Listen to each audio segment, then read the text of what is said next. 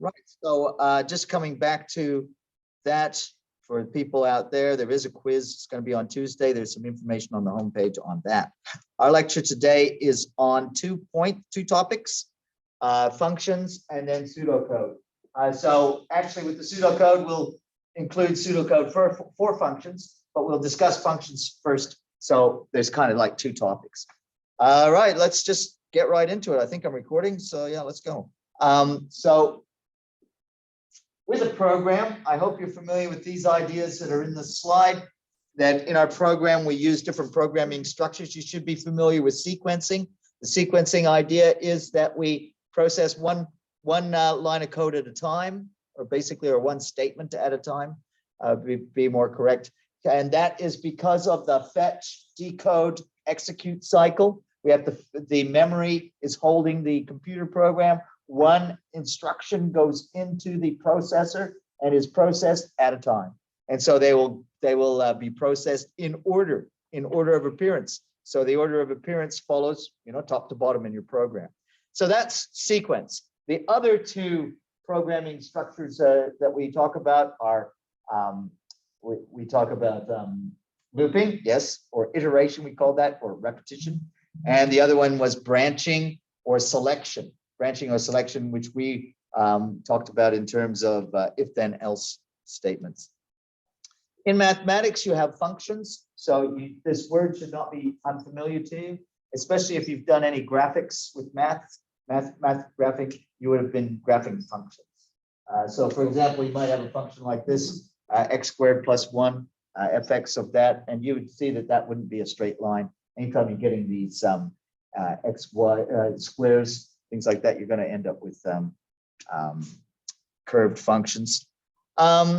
Maybe you could just substitute different values for x, and you could see how that would change. So for example, if x was 0, then the function of x would return value of 1.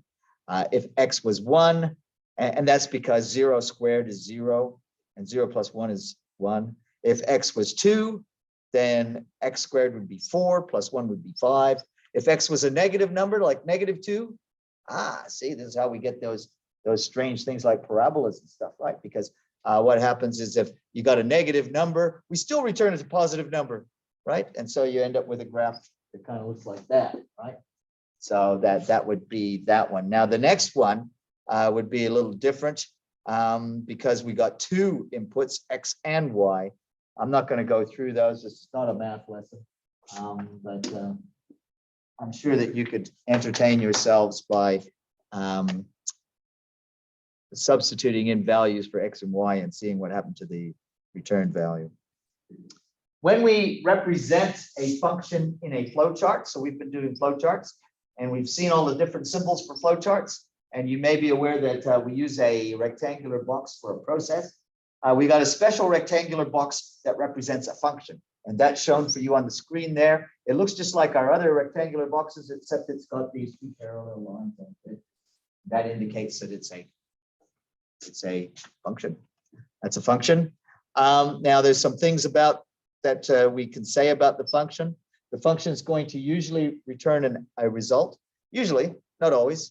And it's usually going to have some inputs. And then it's going to do some processes inside. So in this particular function, the function here returns a value for z, and z could be used for something. And the inputs for this function would be x and y. So x and y are input, the function processes, and then returns a value to a variable which has been assigned to z. So where does a function fit? You can see that a function takes inputs, processes them, and gives an output. If we look at this little flow chart, we can see a bunch of inputs. 1, 2, 3. These are, you can tell they're inputs or outputs because of the shape of the symbol on the flow chart. But they're just giving us grades for assignments, quizzes, and tests. Then we have the rectangles, which means that there's some kind of processing. And you'd see that the first rectangle is taking the inputs from above and producing another value. And then the second rectangle is taking that value that we just created there and producing another one by dividing by 3. Then we're going to output the last value. And so we can see inputs, processing, outputs. So this would be a candidate that would work with that thing that we're talking about, function. So how we're representing this in this flow chart now is we're saying, okay, we're taking these three inputs, we're inputting those inputs into a function, which is a black box here. This flow chart does not tell us what's happening in that function. All it tells us is that an overall value comes out of this function, and then we output that overall value. But somewhere else, we've got another flow chart, if you like, and that flow chart describes exactly this function, average grade, average grade. But here, we are calling the inputs X, Y, and Z. Instead of calling them quiz, test, and lab, we're calling them X, Y, and Z. That, I hope, will register in your mind as an abstraction. What we're kind of saying here is we can take any three numbers, add them together. So there we are adding them together and assigning them to another number, another variable, and then divide by 3 and get the average of 3 numbers. We can take any 3 numbers. So we have abstracted it. We've gone from a specific case, which was grade for assignment, grade for quiz, and grade for test, and just got 3 numbers and done the average of it. This is quite a useful thing in creating programs. The abstraction, remember, it's part of our computational thinking, from going from a very specific case to a very general case. So we've got something that's reusable. This could be used by anybody. Doesn't have to be used by somebody who wants to get the average grade of 3 numbers. Just any 3 numbers would do, and it would give you the average. So it could be the average of 3 temperatures. Okay, it could be the average of 3 people's ages. You know, it's just the average of 3 numbers, from the specific to the general. All right, so what do we notice about our function? The function that we just looked at just there, maybe we can remember this, but it had 3 inputs. The inputs were X, Y, and Z. And then what did it do? It output a result.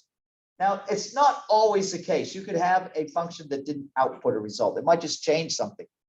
But normally they output 1 result. Now, what we notice is you can output a result or you cannot, but you can't output 2 results. You can only output 1 result, right? So we return 1 value. With the inputs, you could also have a function that had no inputs.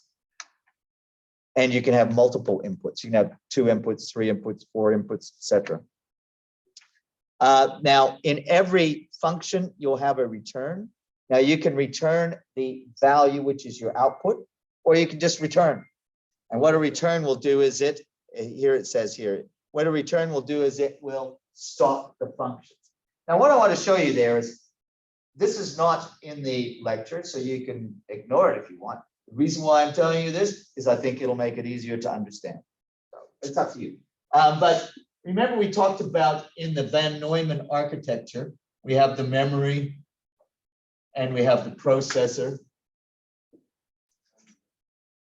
right? And we take 1 line of code at a time. We put take the stuff from there and put it in the processor, and we process. What we end up with is imagine this as a memory. The memory is kind of like, we call it a kind of a stack. So the way a stack works is you start at the bottom and you add something to the stack. The next thing that's added to the stack is added to the top of it. Then we can add another thing, then we can add another thing. All right, so how this works in programming is you're going to put the main memory, the main program into the stack. Put the main program into the memory. And then when the program calls a function, that function is added to the memory at that point. The function goes along, all of the variables that are associated with it, all the numbers, etc., are occupying space in the memory at that time. When it sees the return, it's going to see a return. It goes back to the main. It returns. Return means return control to the main program. But when it does that, it's kind of like committing suicide from the point of view of the function. So it makes sense. The function disappears. So yes, I can repeat. And as I said, it's not part of the course. It's not going to show up on a test, but I think it's useful, and it's real. I'm not making it up. There's a memory stack. And how the memory stack works is you start out with the main program in the memory. And then the main program is going to call a function. When it calls the function exists in the memory. It takes up that space in the memory. The function is going to go and do its thing. It's going to create its variables. Then it's going to produce its output. Maybe the output will come out here, but at some point it's going to return. When it gets the return, any output's going to go back to the main. But the return is like saying, I go away. I'm done. See you later. That's what return kind of means for the function. The function then goes away. And when I say it goes away from the memory. It's no longer there. Any variable that was part of that function, any processing that was part of that function, gone. The only thing that you have left is whatever you returned. That's all you got left. The function is gone. Does that make sense? That's how a stack works. We can't get back to the main unless we get rid of the thing that's on top of it. We have to dig back down to the stack. We have to and then we can go back to the main. Sorry, you had a question, Omar. Yeah, does the function has information, right? The function will have variables inside the function that are created by the function. Now, when you do the return, do these information are still stored in the main, or they go away with the only thing that does not go away is whatever the return value is. The return value is returned to the main to be used as a variable, and everything else in the function is gone. So the function is kind of temporary. It's we put it on the stack and then we take it off the stack. All right. So stacks are very useful. I don't know if you learn about that in other courses. Probably if you do an operating system course, you'll have something about stacks because all of these things work the same. Operating system, you start up one program, it goes on the stack. When you're finished, it goes off the stack. Same thing. All right. So yeah, the function. We create the function in our code. We call the function. It's when we call the function that it's loaded into the memory, right? Then it's processed. And then when it's finished, we return it. And then it's gone. Okay, so here's an example, is it? The function has input variables. So in our example, we had the input variables X, Y, and Z. And they only exist inside the function. So when the function's finished, they're gone. And they cannot be called from within the main. So maybe this stack idea can let you see, right? So here's our function and all the values there. The main can't access that, right? While that's running, it's just in its own little memory space, right? When it's finished, it returns whatever value is the return value. There may be a variable that's returned there. The return variable will go back to the main, and then it can be used.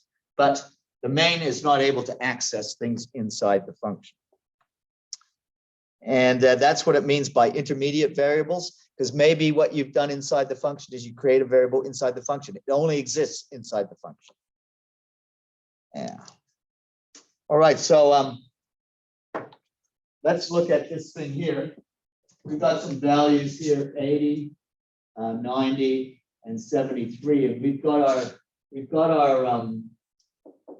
program, and how our program worked is we got the test score, we got the lab score, and we got the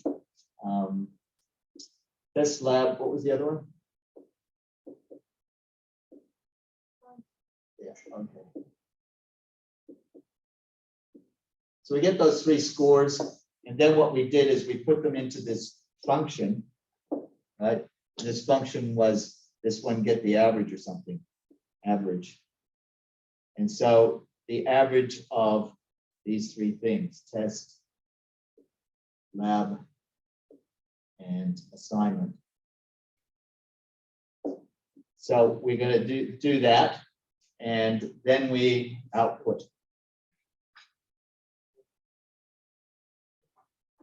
whatever this value was.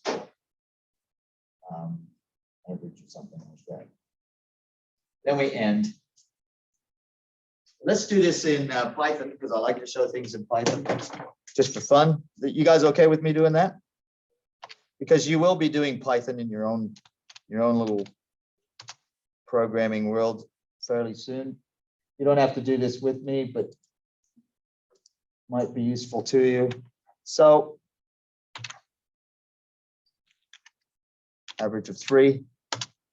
How we do it in Python is instead of using the word function, we use the word def. Def, I think, means define. Define. So it means define a function called the average. Let's call it the average of 3, or let's just call it average.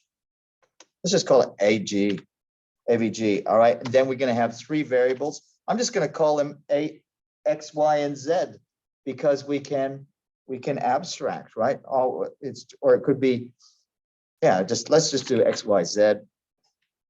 Now, with any programming structure in Python, when we put the colon, that means that everything following the colon is part of the structure. Now, you will see when we start writing the pseudocode that this is where we would put a curly brace. So our colon is like the first curly brace in pseudocode. And so what this is going to do is it's going to take a value and it's going to add these other things to it. So what that means is create a variable called S, and S takes the value of X plus Y plus Z. And then we got this thing called A, and that's equal to, see how easy this is, right? X divided by 3. And then we try S divided by 3, and then we return. So very important, we've got our return here, right?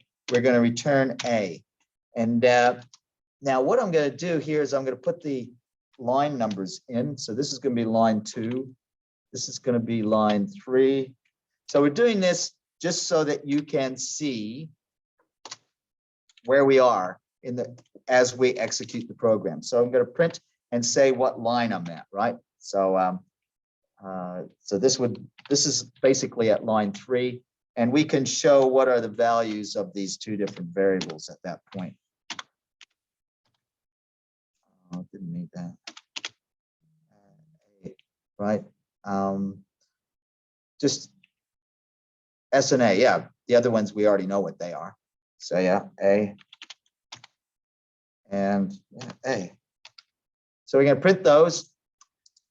I'm going to put down here a thing called the main. The main means the main program. So kind of like in our stack. So from our stack, you might guess which one is going to be executed first. And so what I'm going to do here is I'm going to get those values. So the values are going to be the assignment equals, I'm going to ask the user to enter a value for the assignment. This is just a prompt, just to tell them they'll see that will come up on the screen, and they'll know that they're supposed to put a value in there, right? So what I'm going to do is on that prompt, I'm going to put a print a line number, so we know where we are. So let's say this is going to be like line 4, right? Would you agree? This is line 4. Because we had line 2, 3, this will be line 4.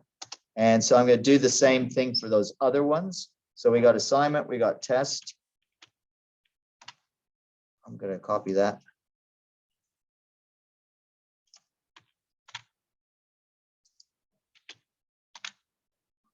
And so this is going to be line 5, test.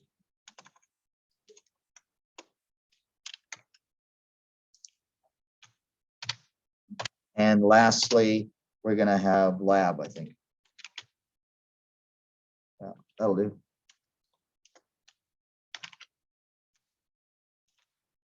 And so that's line 6.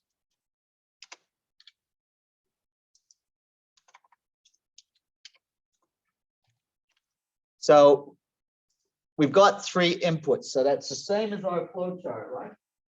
Starting here, boom, boom, boom. We say call the function. It's going to call a function now. How we call a function is I'm just going to say, all right, average takes the value of the function. I'm going to call the function. Well, here's the name of the function. So I'm going to say AVG, that's the function. And I'm going to add my 3 variables, which are assignment, test, and lab. And the order that you put them in is very important depending on what's happening inside the function. In our function, they're all the same. So we're lucky we could get away with it. It wouldn't matter what order, but the order is exactly how they will be, right? So if we suit this function, it's X, Y, and Z.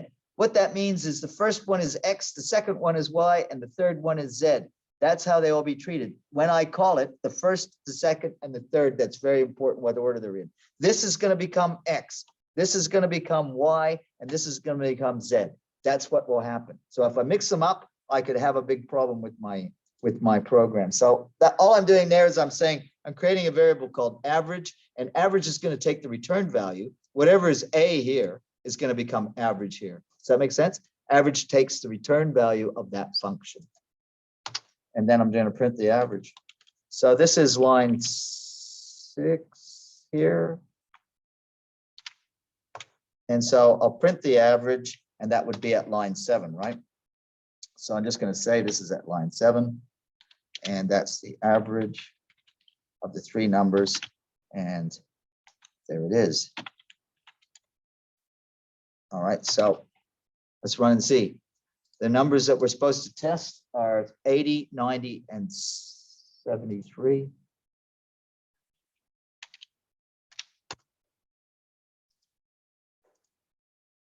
So 80. Now see, it's saying #4. Why is it saying #4? That's the line number in the program. Remember I put that in the print? That it has to say what line number. So it's starting at line 4, then it goes to line 5, then it goes to line 6. That's what we expect. But look now, then it went and did line 3. What the heck? It went to line 6, and then it went to line 3, and then went to line 7. All right, can you explain? Please explain what's going on here. Why is it going from line 4, starts at line 4, does line 5, 6, 7, and then, line 5 and 6, then jumps up to line 3, and then goes to line 7. So see if you can see what's happening, right? Starts here, line 4, right? Line 4 starts there.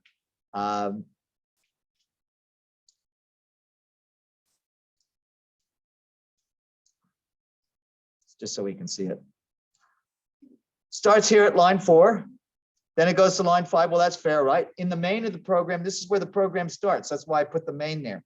That's the program starts there. At this point, which is, I guess that would be line 6 or something, or 7, wouldn't it? Yeah, this is line 7. What it actually does is it puts onto the stack the function and transfers control to the function, and then starts processing the function at that point. And it feeds as inputs into the function whatever the values of assignment, test, and lab are. And so the next thing that we see happening, because the next print statement is up here at line 3, it's going to take these values. So X is going to be assignment, which we put in as 80. Y is going to be test, which we put in as 90. And Z is going to be lab, which we put in as 73. So those 3 numbers come in. And so S is going to be X, Y, and Z added together. So that's 70, 90, and 73, which is 243. So that's why it's printing 243 there. And it's doing that at line 3. And then A is going to be 243 divided by 3. And so that's why we got 81. Does that make sense? Is that cool? All right, so hopefully from that you can see how a function works. Now, some other things that we did here. We did it in a programming language, and not supposed to do that yet, but I'm doing it anyways, just like because you have to write programs at the end of this book. So it's good for you to see this. Before I could call the function and make it work, I had to describe it and define it. So here I define it, but it's not going into memory yet, right? It doesn't until I give it the call. And the call is from the main, because the main went into the memory. When it got to the point where it got to the function, that it called the function, this stuff, into the memory. So at this point, all this stuff goes into the memory. And it starts processing it. When it's finished, it goes off the memory, and we're back to here. And so that's why the numbers, when we look at the trace, 4, 5, 6, before the function, call the function, do all this stuff inside the function, get rid of that, and we're just left with the output. Yes, Hafsa. So over in the definition sector, and where we're defining the variable. This is the function. Yeah. So can you tell me the purpose of writing the first A and the page number 3 as a The purpose for return A is this is the output. The return says that now we're finished the function. So now purge this from the memory. But before you do, the A value is going to be the output of this function. So at this point here where I called the function, I also took from it an output value, which I assigned to the variable called average. So average takes the output of AVG. So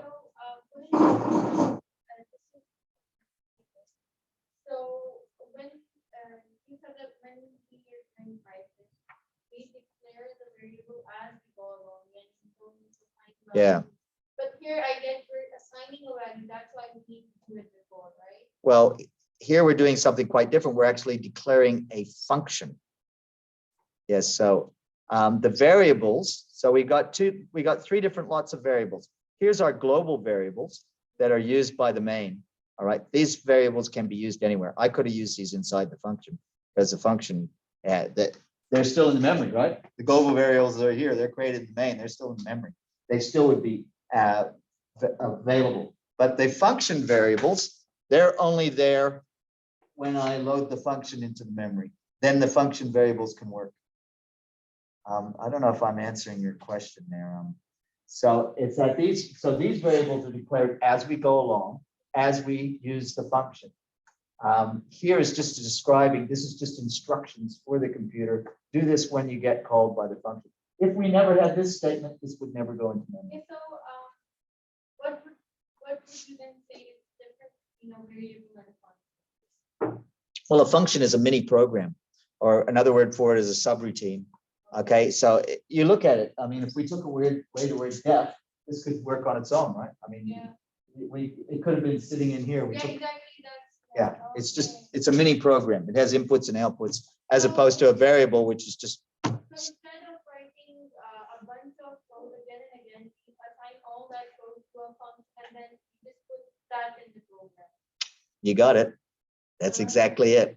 Instead of doing it again and again. Very good. So we could use this little function for any 3 numbers. So here we want it for these 3 numbers. We could use it for 7. That's exactly why we do it. We do it so that we don't have to do that over and over again. Now you might say, oh, well, it's not very hard doing that. That was only 4 lines of code. Usually our functions are going to be a bit bigger than that. And the other thing is, and you might say, well, I could type that function out 10 times. But yeah, could you type it out 10 times or 100 times and get it exactly right every time? Maybe. Yeah, but you see what I'm saying? The more times you keep, writing code, the more opportunity you have for making mistakes. So we get it right once, we sort out our function there, and then we can reuse it over and over again with confidence, knowing that it's working. Does that make sense? So there's a lot of reasons for using functions.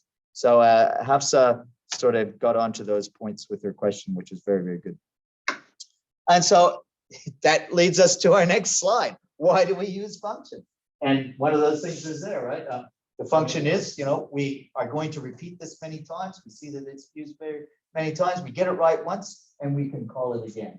Now, this refers to the computational thinking foundations. Remember the 4 pillars, if you want to call them that, or the 4 foundations of computational thinking. We had decomposition, we had abstraction, we had pattern recognition, and we had the algorithm, right? So with the computational thinking, decomposition, breaking up a big complex problem into smaller units. Each of those smaller units, maybe we're going to make them a function, right? So there's one. Pattern recognition. With pattern recognition, we see that we're repeating something over and over again. Well, why do we want to repeat our code? Maybe we could just repeat the function, create the function, and then the function is repeated instead of us having to write all that code again. The abstraction phase, I hope that you kind of got the idea of that abstraction phase from our example. We took 3, lab, test, and quiz mark, and made the average of them. but we could extract that, and we did abstract that. Instead of saying lab, quiz, assignment, we ended up just saying XYZ, because we know that that function would work with any three numbers. So we don't really care, right? Okay, in this case, we're going to use it in the specific for a lab, an assignment, and a test. But maybe next time we're going to use it for your birthday, you know, how old people are, or, you know, what the temperature was, that type of thing. All right, so the next couple of slides are about how the function works. I hope we're going to finish this lesson. It's dragging out a bit. But we have a heading or a header for the function, and the heading is going to have the name of the function, any inputs, okay, and then the result will be the summary from that. So, for example, here's a header. What this means is this function, there's its name, here's the inputs, and it will return a value, which in this case is going to be assigned to a variable called A. And I kind of did this in the program that I just wrote, right? So the average was the return value of the function. Can you So- maybe write the marker, what part is the input, what's the header, and what's Yeah, okay. yeah. So this is input. We've got three inputs. So it's not just input, it's inputs, right? This is the function name.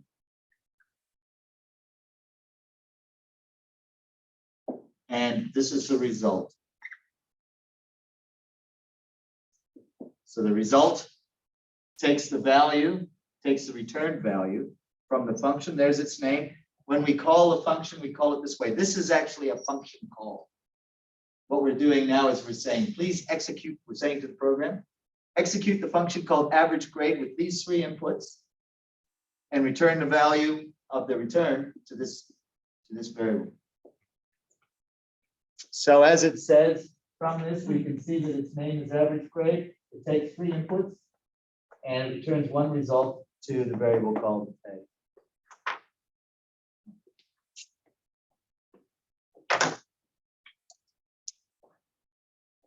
Okay, so there's some other things there. API you'll come across, basically people that have program systems that general public has access to somehow. Maybe it's an application that's running on the cloud, something like that, and you come in contact with it as a programmer.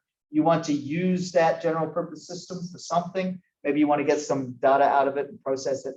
They will develop, the programmers there may develop some APIs, which is an application programming interface, which allows you to write some little program, work it with their API and sort of work with their program without you having to see their code.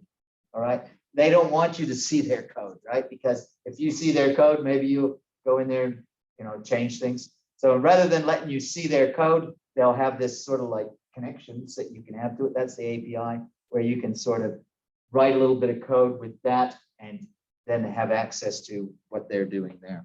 So for example, there's some API that works with Twitter, apparently. I've never done this, but apparently you can write a little bit of program to get very special purpose information and statistics based on hashtags from Twitter. Now, so there's two topics for today's lecture. The first topic I tried to cover there, which is about functions. The second topic is about pseudocode. This is just a little bit more descriptive. Basically, the idea of pseudocode, I'll be honest with you, right? Lots of people write computer programs and probably don't write pseudocode, right? It's not essential. You can write Python. Python looks like pseudocode. I mean, if you're only ever programming in one language, you can probably get away with it. It's the type of thing that shows up in first-year computer courses, right? The idea being that you could read it, all right, or you could write it. So why would you write it? Maybe you've got an application development department and lots of people there working. Some of them are writing programs in C, some of them are writing programs in JavaScript, some of them are writing programs in Python. You have a general purpose program that you want them to write. You don't want to code it. Maybe you're not an expert in coding, but you can describe a problem. And so you would maybe write some pseudocode and you give it to them and you don't know how they're going to do it. Maybe they'll do it in Python. Maybe they'll do it in Java. Maybe they'll do it in JavaScript. You don't care. As long as the process happens. Pseudocode would be perfect for that. You write the pseudocode, then the programmer takes a pseudocode and puts it into their computing language. So that means the pseudocode would have to be usable by somebody who's writing in C, somebody who's writing in Python, somebody who's writing in Java. They could all use the same pseudocode. Okay. My first job in computing, my boss used to give us a piece of pseudocode. Say, okay, write that up and see. So yeah, it is used that way. So the point being there is because it's like that, it's not actually a programming language. It's just a way of representing an algorithm. So that means that you can find that it's different at different places, right? So I'm going to show you some pseudocode conventions here today. What you should know by that, looking at that, is this is the way that the IT school at CNAQ, or today somebody told me that we changed my name to the University of Doha Science and Technology. Apparently, so apparently it's in the news. So, all right, at the University of Doha Science and Technology. We read it together. It's pronounced dust.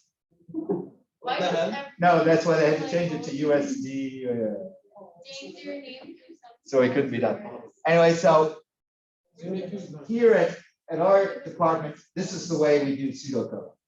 Somewhere else they might do it different. Okay? And the other thing I should say is this is the way we do pseudocode as of winter semester 2022. I don't know, next year we might do it differently, right? So what I'm saying is the pseudocode, yeah, it's okay. We standardize it a bit, but don't be upset if you see somebody doing it slightly different, okay? As long as they explain to you how they're doing it, right? So this is how we do it now. And so we got some little rules. If we follow these rules, it'll just be easier. Okay?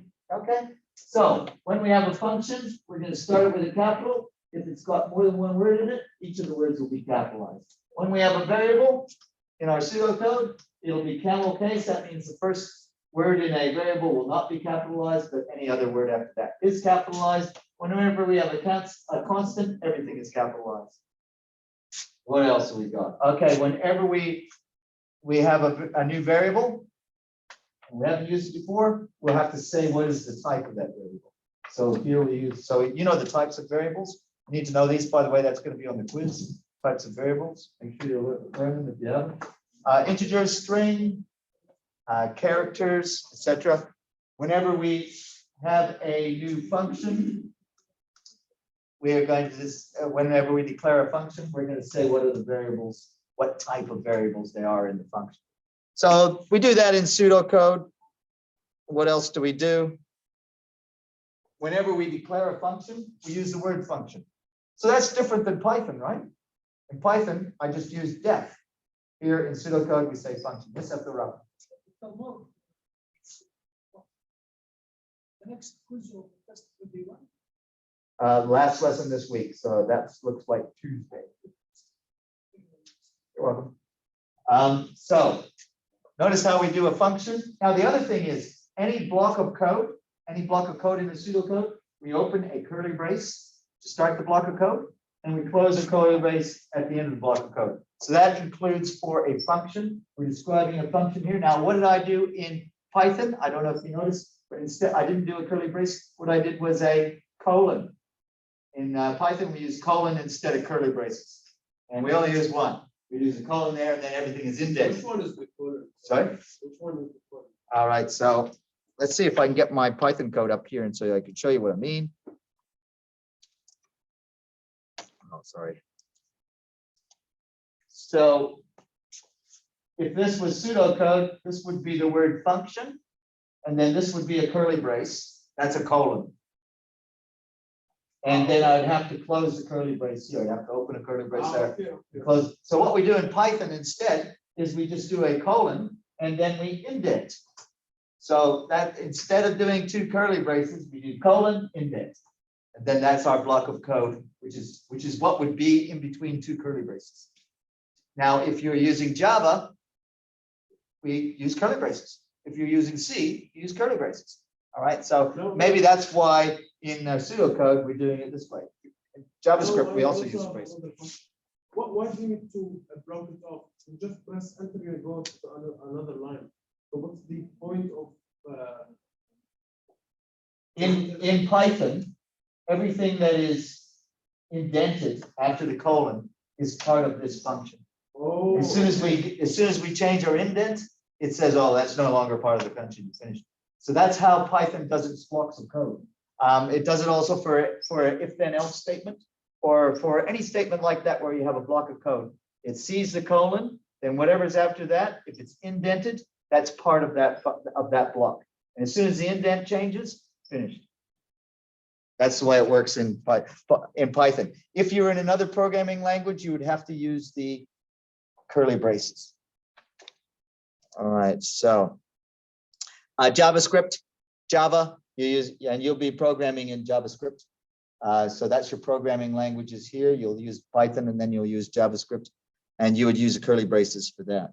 And actually in JavaScript, you use a function thing too. You need to say you use the word function in JavaScript. So here, what's happened here is this function. We're stating that we're inputting 2 integer values, and then we're creating a new integer inside the function, and that integer is called n. Now this is not Python, right? In Python, we don't have to say the types. And but we could easily translate this into JavaScript.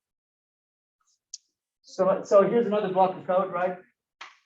Each block of code is inside a curly braces. You see other blocks of code. Now, what is this? This is our branch. So how we do branches in pseudocode. If condition. So this is the condition. If I was going to take this from a flow chart, this would be the thing that would be inside the diamond, right?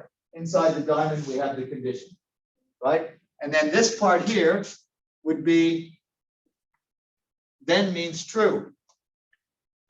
So this part here after the then, that's the true.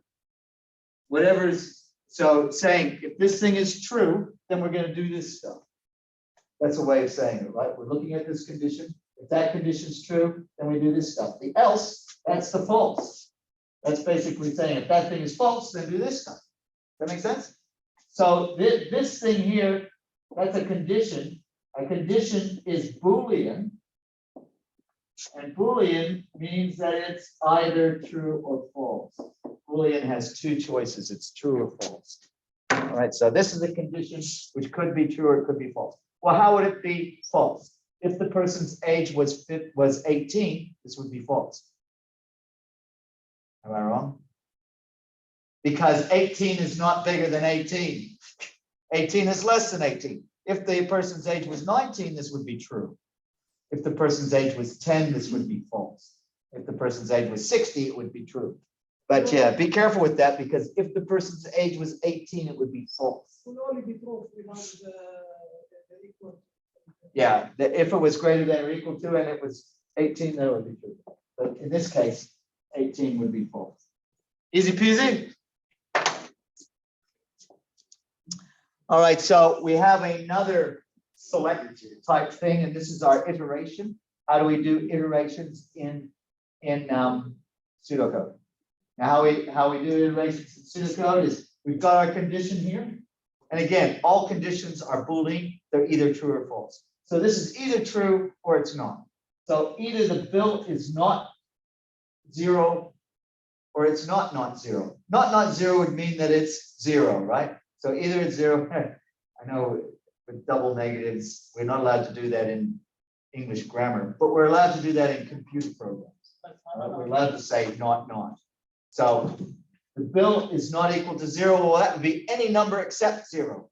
But when it's 0, then this is not true. And when it's 0, then we stop doing this. Basically, this means do all this until the value is 0. Now, actually, we have this thing here again in Python. We don't use the word do, but we put it in pseudocode because I guess it shows up in some other programming languages. In Python, we just say while bill, and we don't use curly braces, right? We just put the dots there, and then this would be the stuff that we do inside the loop. Anyways. So yeah, we use do. It's very important, apparently, in pseudocode to put that zoo there. All right, so I hope that I seem to have trouble getting a pen that works today, but anyways. I hope that we can see the difference between these two things. A single equal sign does not mean equal. It means that whatever's on the left takes the value of whatever was on the right. So remember that we're talking about variables generally. So we're saying that we've got a variable on the left, and we're going to store in that memory location where that variable is, whatever is the value of all the stuff on the right. That's what it means, okay? As opposed to this is for our Boolean values. I mean, so when we do this kind of thing in a decision box, the double equal is what we mean, right? So that would be in an if statement, if X equals Y, then we're going to do something. Okay, and now in Python, we don't actually say then, we just do like that. Python, kind of easy. All right, so some other symbols that you come across. So this is testing for equality, not equal. That also can be used as not equal in pseudocode. Less than equal. Greater than equal to, same thing. Khalas. Oh my gosh, I can't believe it. Okay, so I guess that's it. We have a tutorial and we have a lab. I've given you the links to them. You can have a look at them. Next lesson, we'll do them. And then the next lesson after that. So we cover the tutorial in the lab, and we'll have the quiz in the last lesson of the week. Any more questions? All right, I'm up here to take any other questions. Otherwise, we're done. Make sure you sign the sign-on sheet before you go.